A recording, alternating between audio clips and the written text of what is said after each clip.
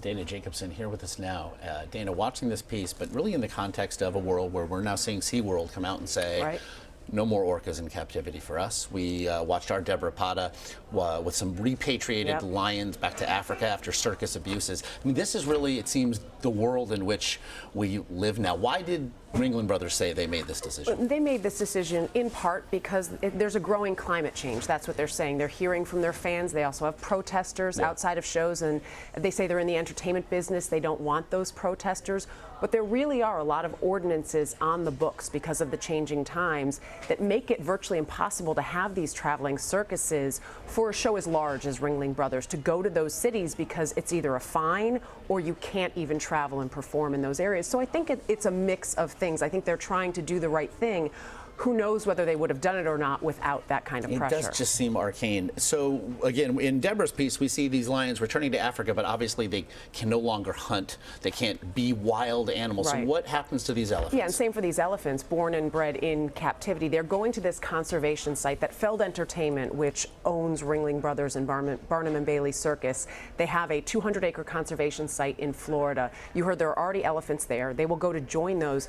They're not going there just to have an extinct group. Basically, this is the Asian elephants are one of the two highest levels of extinct animals in the elephant community. They want to continue to breed there, and they're also going to be doing cancer research or continuing cancer research there.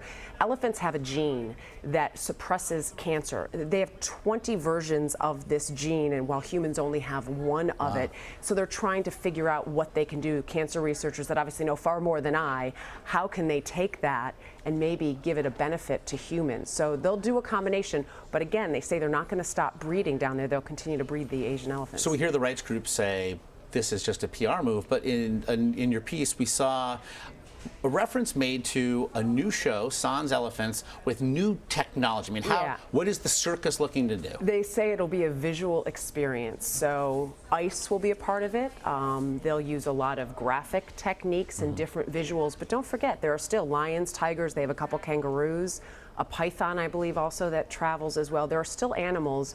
But it's changing. It's not the circus that maybe we saw as kids, but they really want it to be a sensory experience. Haven't seen it. It'll start in July, but they'll have to find out if that works. You know, they even have motorcycles there. The clowns are still there. There are other things that aren't animals, but that certainly is the first thing we all think of when we think of the circus. Yeah, and boy, as they go, perhaps we can find a way to get the animals back to some semblance of normalcy for themselves. A lot of people say they want to see them in more of that natural habitat and environment now. So maybe that's the difference here versus training them to do something that they wouldn't normally do. What an inspired idea that would be. Dana Jacobson, as always, we appreciate it.